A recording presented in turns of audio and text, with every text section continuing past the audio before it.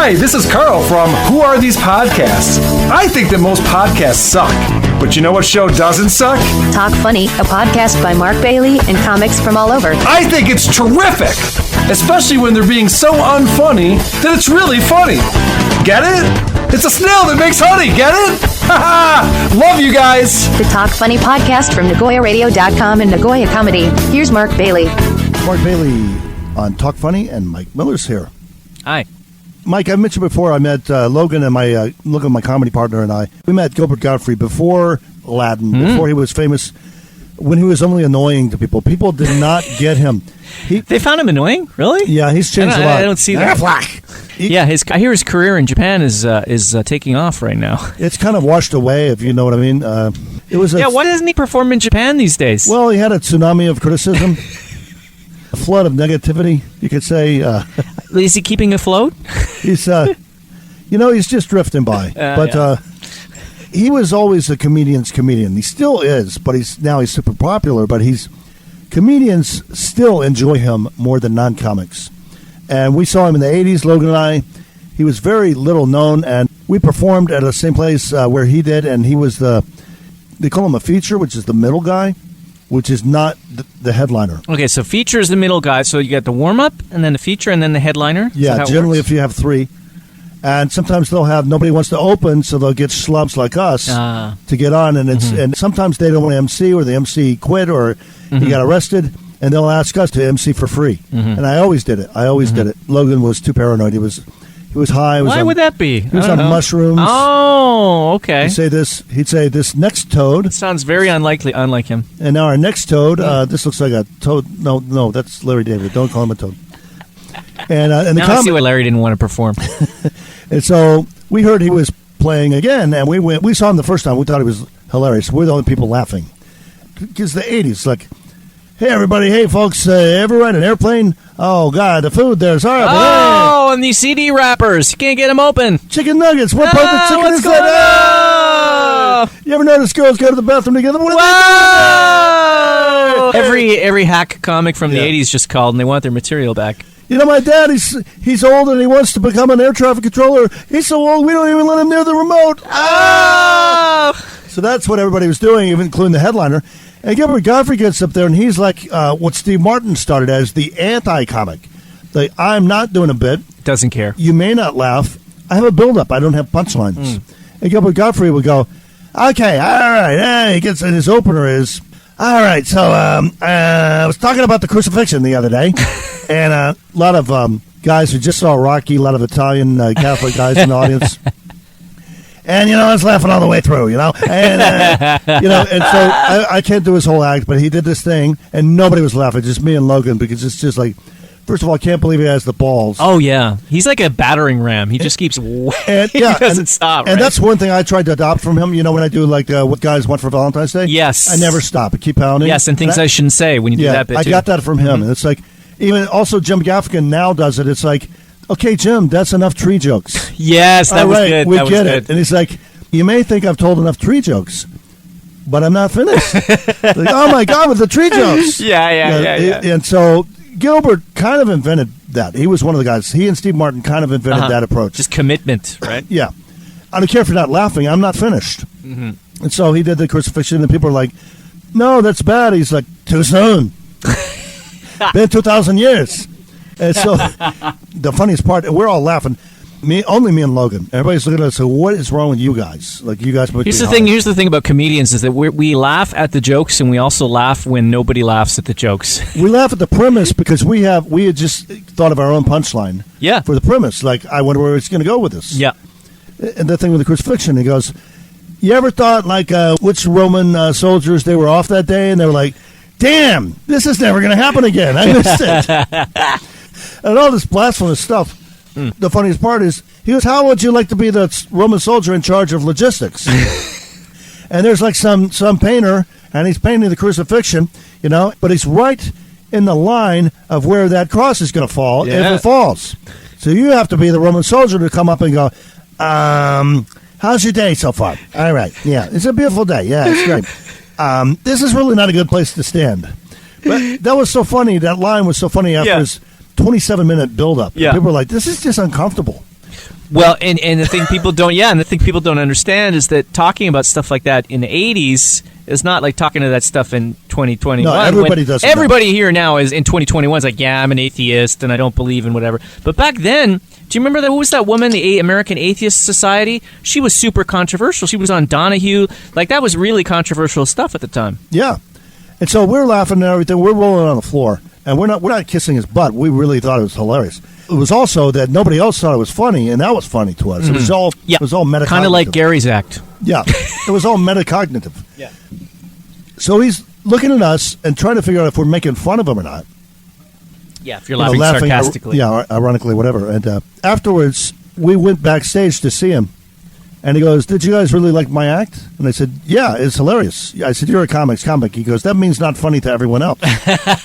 Yeah. Well, yeah. I said, well, yeah. He goes, yeah. but he said nobody was laughing. It's a bunch of goombas, you know. Mm-hmm. He said, nobody's laughing.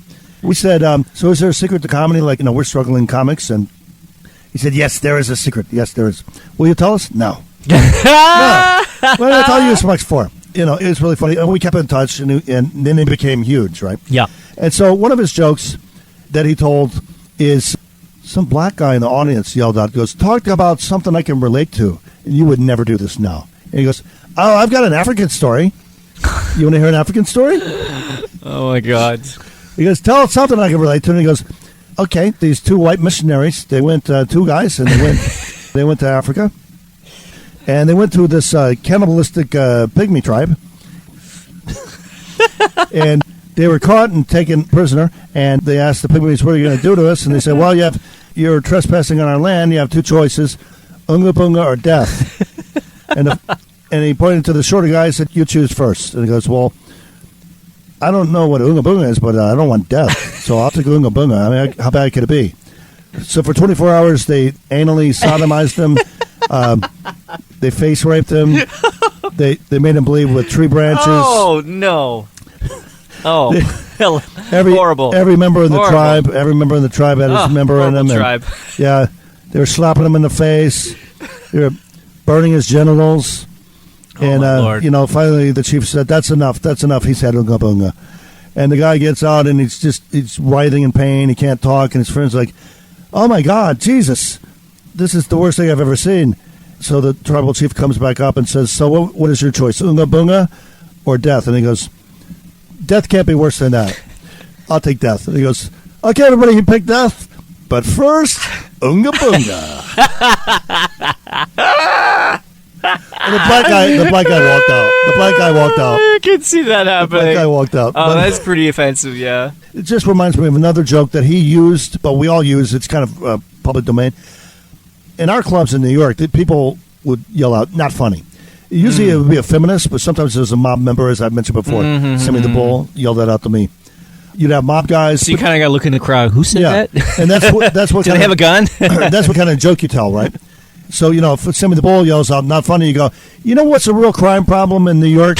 The Chinese. You're not Sammy the Bull, are you? No. Some feminist yelled out something, and she's like, not funny. And he goes, oh, you want a funny joke? Oh, you want a joke that's funny? Okay. So this farmer walks in with a duck under his arm, and he walks into the bedroom, and his wife's in bed, and he says, this is the pig I've been telling you about. And the wife goes, you idiot. That's not a pig, that's a duck. He goes, I was talking to the duck.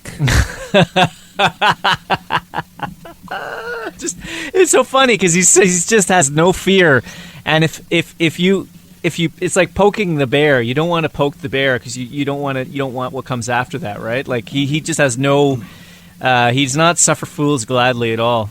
Yeah, he said on the podcast before, on his podcast, he said there'd be a long 20 minutes where people weren't laughing. They're just like, oh. Yeah, shocked, appalled. Oh, my God. Yeah. That's all he hears. And he goes, and then they'd laugh at something. And I think, why did they do that? I'm not going to use that I'm not again. here for the laughs. And he say, sometimes I wouldn't tell that joke again.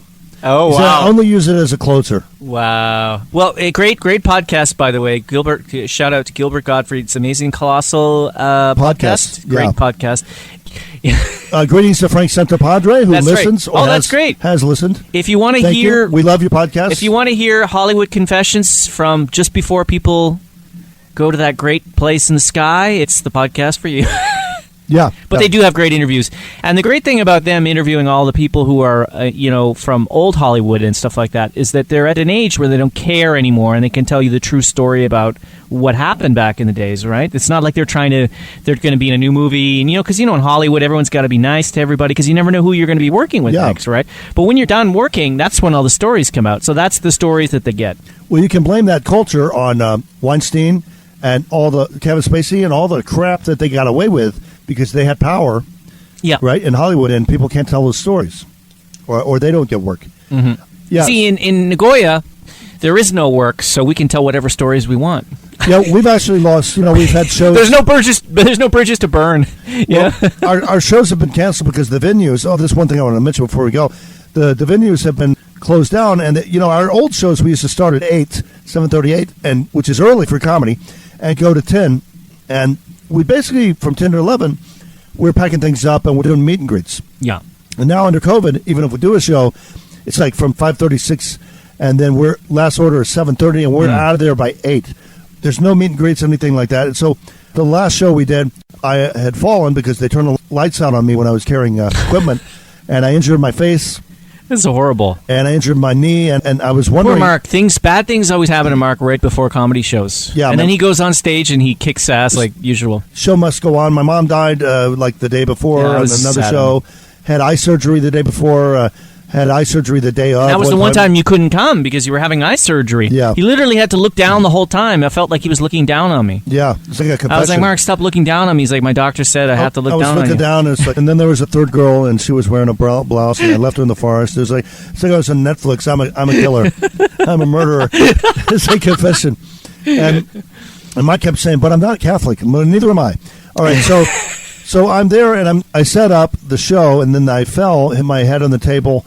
I'm swelling like crazy, so I'm recuperating and also trying to find out if I'm going to have a concussion or not. Jesus. And then one of our junior comics, who we pay exactly what we get paid, gets paid. He came in, I remember, and he was busting our balls. He's not been on this podcast, I don't think. He was busting my balls. And he goes, so what are we doing time-wise? I said, everybody's doing 8 to 10. We got to get out of here. We got 5, 6 guys. We got open mic and stuff.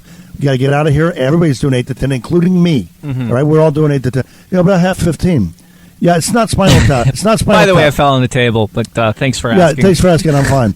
Yeah, but it's not spinal tap. Well, this goes to 11. Yeah, I know you have 15. I said, use 5 later. And he goes, but it's all relevant today. I said, but we're doing 8 to 10. And he goes, but I have more things to talk about. And I said, we all do. We're all doing 8 to 10. And I said, listen, I'm not the mayor of Nagoya. You argue with the owner, argue with the mayor. By the way, I'm fine. I'm bleeding from the face. Yes, but I'm fine. I'm good. The doctors say that I'll be able to see and no concussion. But here's the thing. Let me tell you, everyone out there who does comedy, who is like this guy, I've been kind of snozzled and gotten up there and gone too long, and it's just bad. You actually limiting yourself to 8 to 10 minutes is better for your comedy than going long, generally speaking. I mean, like, you tend to be, you get out there, people are still happy to see you. If you go long, people are like, yeah, I've heard that before. It's my suggestion that you do a tight 8 to 10 and try to make it a tight 8. And if you ever got called to the Tonight Show or Colbert or anything, you're ready to go. You can whittle it to a tight 6. But record it at least once and then work on it, right? To his credit, this guy, if he said he'd do 15, he would do 15. We just don't have time for that. He said, yeah, but I said, you notice that we're in an epidemic and we have rules in Aichi Prefecture, which is where we live. And the bar's going to get in trouble with the cops if they stay open beyond that part. This is our contract. Yeah, this is our contract with the venue. And I said, you can argue with me all you like. I'm not the mayor. I can't change the rules. I said, what do you want from me? Yeah. What do you want? He wants your blood. He wants your blood. Well, I got it right here oozing out of my face. Let me give you some. Lucky you mentioned it. Yeah. It's been Mark Bailey, Mike Miller, and Talk Funny.